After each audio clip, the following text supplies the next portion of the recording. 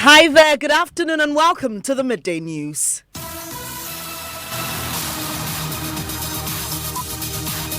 This bulletin is coming to you live from the Joy 99.7 FM studios, Kokomlimli in Accra, at digital address GA099334, also live on Love 99.5 FM in Kumasi, affiliates across the country on ABN Radio in London and around the world at myjoyonline.com. The news is brought to you by Telisol 4G, just a touch. And coming up, Northern Regional Security Council imposes ban on the use of motorbikes in the Saboba and Tripoli districts as police arrest 16 people in connection with violence. So far, we have arrested 16 persons. We've retrieved about 11 weapons from them, and we are continuing to patrol wider areas. We'll hear more from the police as it emerges the feuding factions defied an order by the Yana to cease fire. He gave a 10-day ultimatum after engaging with the traditional leaders of both sides, but it seems not to be getting resolved. More on the Chokosis and Konkombas conflict shortly, and sources of political parties' funding to be disclosed soon as Electoral Commission prepares to introduce legislation to track how political parties receive funding. We are working to develop a CI that will provide a basic template to political parties to follow, and therefore you can really track funding and they can account for their funds. We'll hear from the EC chairperson as the Commission reveals it has begun implementing proposals from the Chief Justice's report that recommended Charlotte Osei's removal. And in sports, Asamoah Gyan has rescinded his earlier decision to quit the Black Stars and avail himself for the 2019 Africa Cup of Nations. Details of his letter later. Also in this package, Stonebwoy and Shatawale plead not guilty to charges of using abusive words to disturb the peace of the people as they are arraigned for the violence at Saturday's VGMAs. We have details.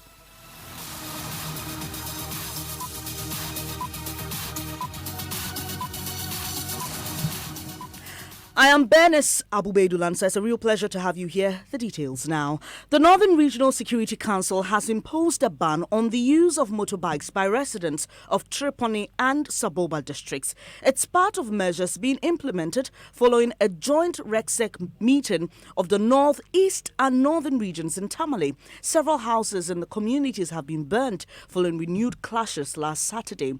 We'll have excerpts of the RECSEC statement shortly, but first, here's a report on the Konkomba Chokosi conflict and the impact it has had on residents in these areas. I can hear gunshots. I could tell you just 2 kilometers away from myself. In the latest clash, fighting continued for 4 days.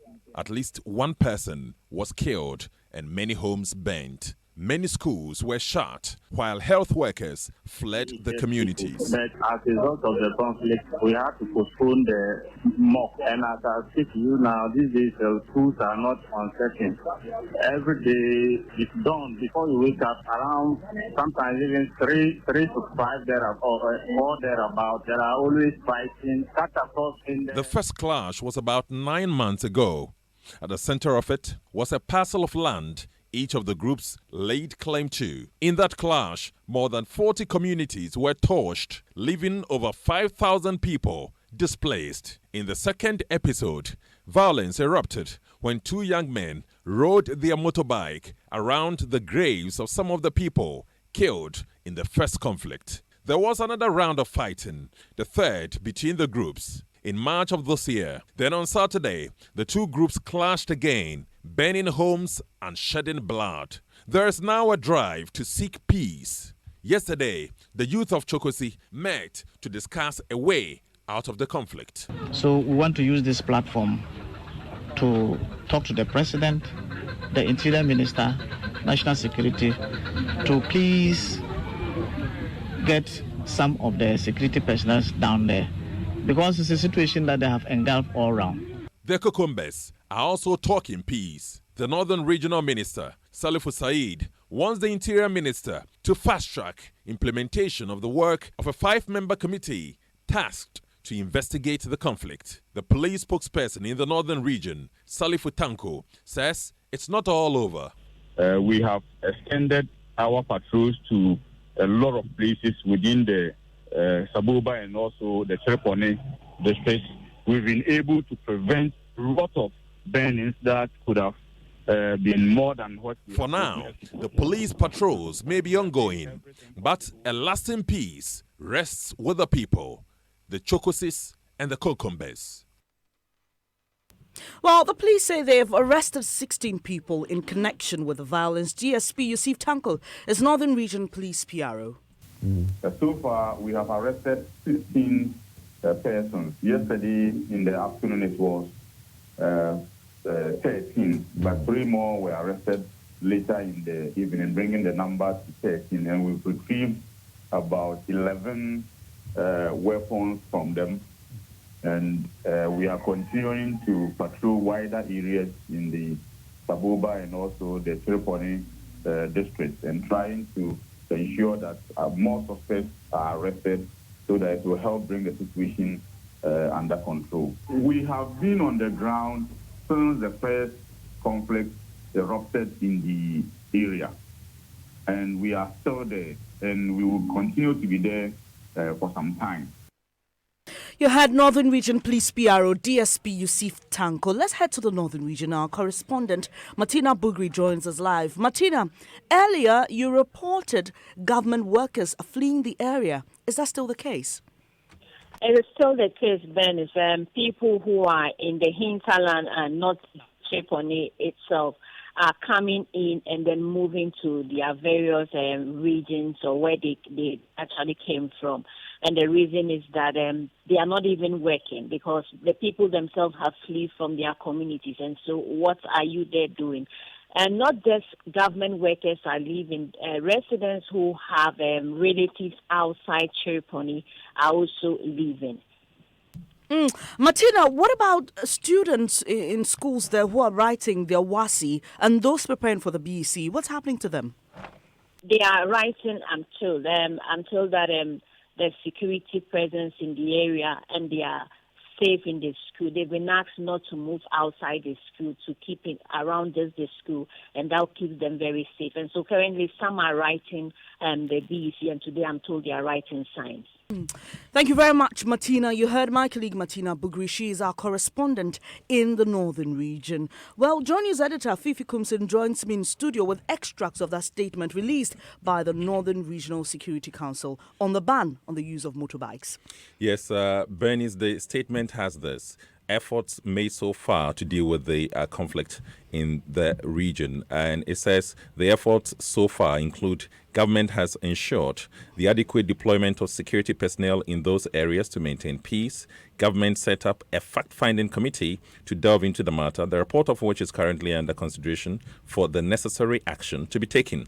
The Regional Peace Council had initiated various discussions and negotiations between the two factions in seeking a lasting solution.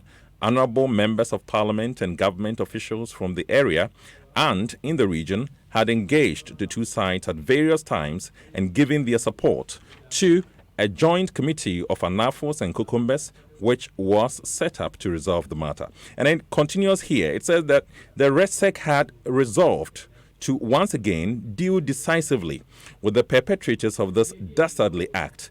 The following actions have been taken. 1. An intensive investigation had been set into motion, and as of now, a number of people have been picked up by the security agencies. The 5 persons at the time the statement was released, 5 people had been arrested. Now we are learning 16 people have been arrested. Okay, and it's saying that those people are being processed for court tomorrow. No stone will be left unturned, according to the statement, to fish out the rest of the perpetrators of this violence and make them face the full rigors of the law. And the second point, it says, with immediate effect, RESEC announces a ban on the use of motorbikes in the Chereponi and Saboba districts. The exempted persons in this directive are health workers, teachers, public servants, and women. But there's one thing crucial here.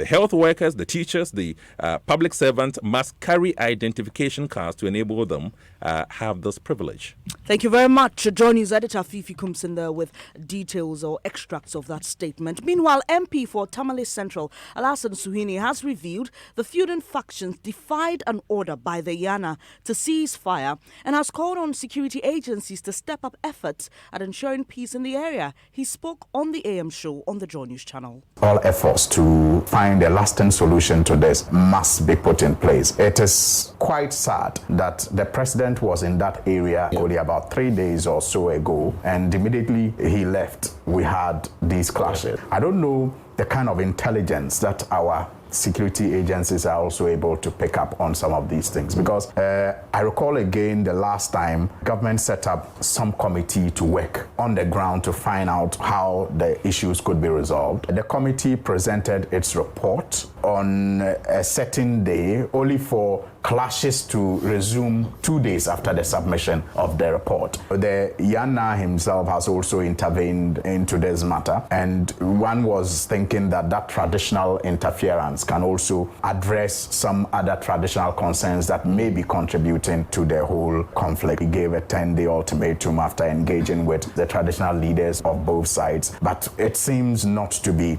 getting resolved. And I think that perhaps our intelligence have to do more. They have to get to the bottom of this matter. You heard MP for Tamale North, Alhassan Suhuyini, there speaking on the conflict between the Kokombas and the Chokosis, also called the Anafos. The Upper West Regional Security Council has today been meeting over 300 immigrants from neighboring Burkina Faso who are seeking asylum in Ghana. The Ghana Immigration Service in Tumu in the region had begun profiling these individuals who claim to have fled their country over recent attacks by agents of terrorist groups, Salafi jihadists. The decision to grant them either asylum or refugee status is expected to be done at the end of the exercise. We'll speak to the MC for the area shortly on the outcome of the meeting, but we do know that yesterday there was some health screening done for these individuals. The Sisala East Municipal Health Director Alex Bapula says about 200 persons his outfit screened did not carry any contagious diseases. And what we realized was that there were some of them who actually developed ringworms, some malnutrition, and then others had some eye conditions. And we also saw that a lot of them had problem with immunization, and there were a lot of pregnant women who also needed antenatal care. So what we did was to mobilize some logistics, including drugs, just to provide some basic health services to them. Then we also saw that some of the old men had conjunctivitis, or the paining of the eye, and then the eyes were very reddish. So we also provided services to them. So basically that was what we did yesterday. How many people were screened? We had about 180 adults, and then we had about 57 children. What happened, when we got there, a lot of them had left for their farms. So we only met some few people, but in all there are about 200 people. That was the Sisala East Municipal Health Director, Alex Bapula. Let's speak to MCE for Sisala East, Karim Nyau, for the outcome of that meeting they've been having with these 300 persons from the neighboring Burkina Faso. Good afternoon, sir. Thank you for joining the program. What came out of this meeting? Apologies, we lost him on the line there. Sorry about that. But in a related development, top officials of the Ghana Immigration Service are today holding a meeting to strategize on how to combat emerging national and sub-regional security threats. This comes in the wake of series of attacks in neighboring Burkina Faso that has forced some Burkina-Babes to flee into the northern part of Ghana to seek asylum, as you just heard. And we'll be bringing you more on this because my colleague Joseph Akable is monitoring that particular meeting. The Electoral Commission says it will soon introduce legislation that will enable it to track how political parties are funded and allow parties to properly account for their funds. There is a widely held perception that political parties appropriate public resources to fund their political activities since the source of their funding is unknown and undisclosed. Experts say political parties also tend to raise resources through fair or foul means for their electioneering campaign and attempt to recoup such resources after elections, thereby depleting the nation's coffers.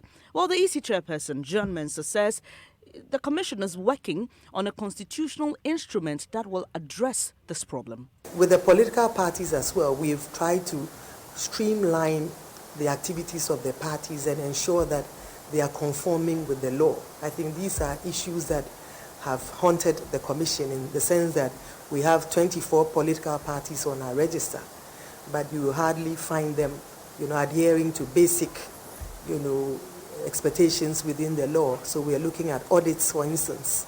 What we try to do is to get quite a number of them to provide their audit reports. I'm not saying that they are in the best formats, but they've tried. I think day in, day out, we see that people are bringing in their reports and so on.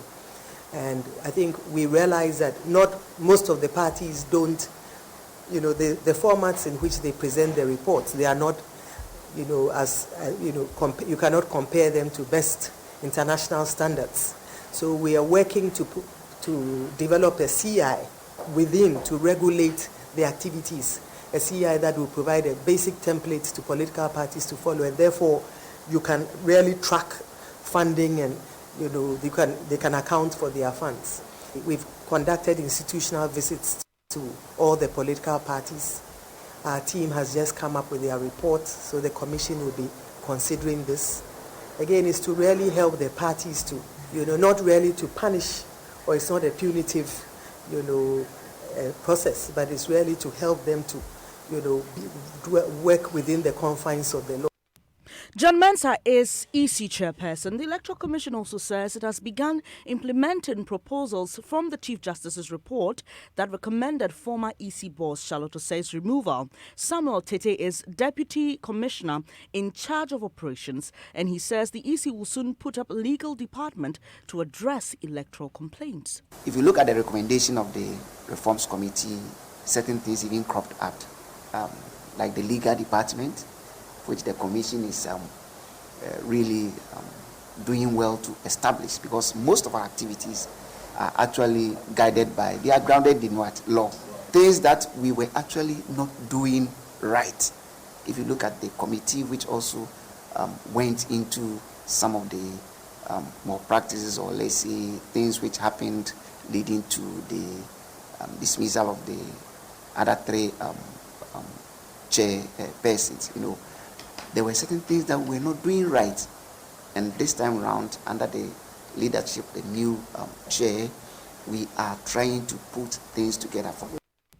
Samuel Tete is Deputy Commissioner in charge of operations at the Electoral Commission. Now let's go back to that story about the Ghana Immigration Service holding a meeting to strategize on how to combat emerging national and sub-regional security threats. This comes in the wake of a series of attacks in Burkina Faso that has forced some Burkinabés to flee into the northern part of Ghana. My colleague Joseph Akablé is at that meeting. Hello, Joseph. Hello, Benis. Do we know which individuals exactly are attending this meeting? Benis, as I speak to you now, the Interior Minister Ambrose Derry just joined this particular meeting. The meeting has been on since about 8 a.m. and we understand it's a meeting between top officials of the Ghana Immigration Service, starting from the Comptroller General himself, Kwame Suatechi, through to the Director of Operations, Mr. Lord Frifa, and regional commanders of the Immigration Service. Our sources tell us that series of presentations have been carried out. It is a strategy that the Immigration Service is rolling out as to how they are going to deal with the possible threats of terrorism that has hit various countries surrounding Ghana. So the presentations were done. The expectation is that the regional commanders will carry the plans forward and implement it in their regions that they directly supervise. The Interior Minister, like I said, just walked in and we're expecting him to address the media as to the way forward in terms of the situation in the country. Thank you very much, Joseph Akablé, reporting to us about that meeting. We'll bring you details definitely on what comes out of that. You're listening to the Midday News here on Joy 99.7 FM with me, Bernice Abubedulansa. Still to come, Stonebwoy and Shatawale plead not guilty to charges of using abusive words to disturb the peace of the people as they are arraigned for the violence that marred Saturday's VGMAs. We have details shortly. Every Everyone looks out for their own interest in whatever they do. That is why I invest with EDC Ghana Fixed Income Fund for a safe, convenient, and reliable investment. Invest with EDC Ghana Fixed Income Fund. Preserve your capital. Invest for the things that matter to you with EDC Ghana Fixed Income Fund for a better tomorrow. EDC Ghana Fixed Income Fund is the only collective investment scheme in Ghana with a value of more than 1 billion Ghana cedis. Invest with us today and avoid the nightmare. Call 0302-643-165 or visit ecobank.com/swam for more details. EDC Ghana Fixed Income Fund. Investing with greater confidence. Bingo! You're a winner for making the right choice of rice for your delicious and tasty rice meals. It's simple, Crow. Just buy a 5 kg or 25 kg Excella Gold, Viking, or Fortune rice. Instantly, you win some amazing prizes. Wait there, no libby, no laba cry. Hurry for your prize while stocks last. This advertisement has been vetted and approved by the FDA.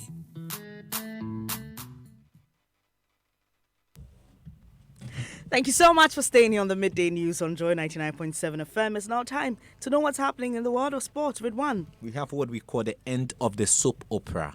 Asamoah Gyan is now available for selection for the 2019 Africa Cup of Nations after withdrawing his earlier decision to quit international football permanently on Monday. Now, Gyan felt hurt by head coach Kwesi Appiah's decision to strip him off as captain.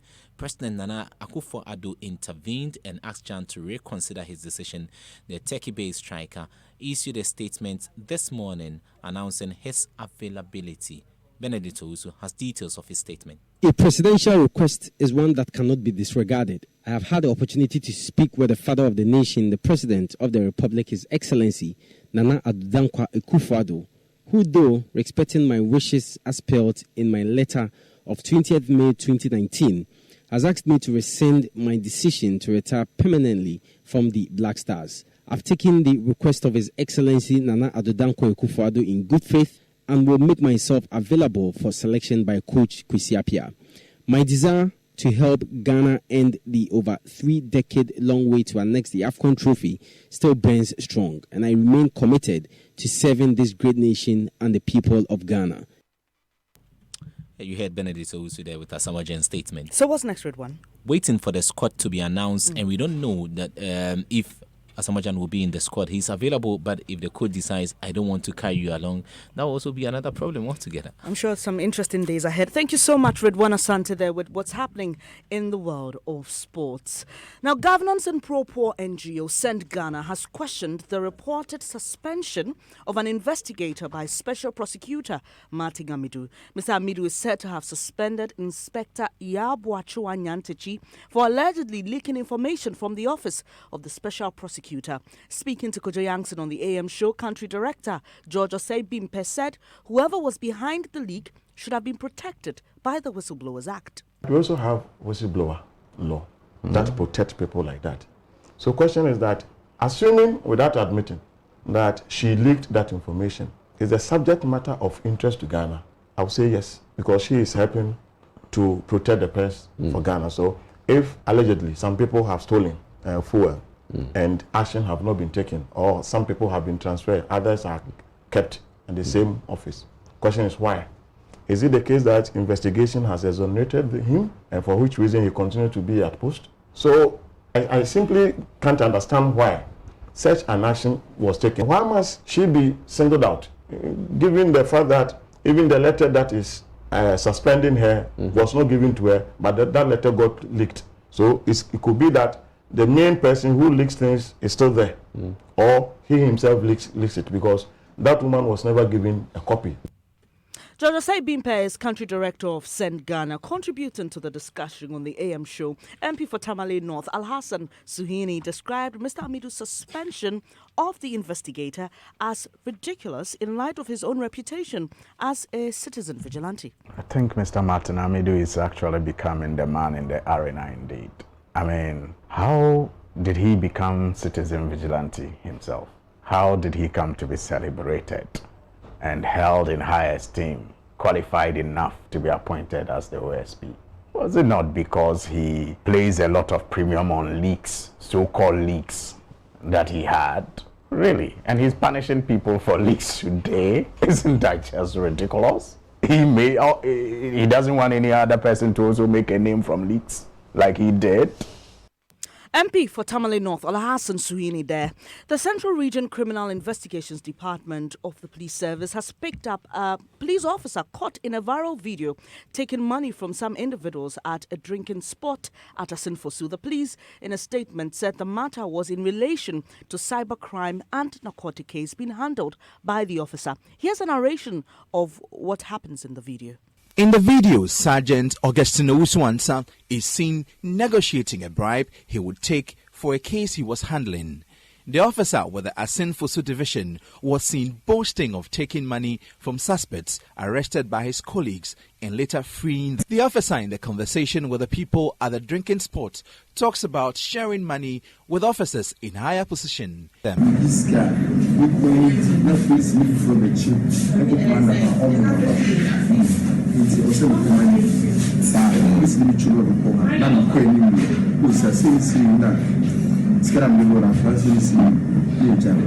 he takes an unspecified amount of money from the people, but mentions that he would have to give 1,000 cedis of it to his boss.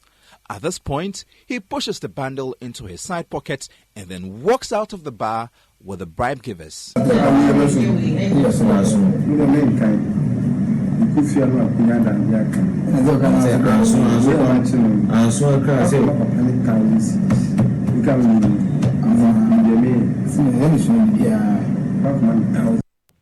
While the Central Region Police is appealing to the public to volunteer information on the matter. We'll bring you details in subsequent bulletins.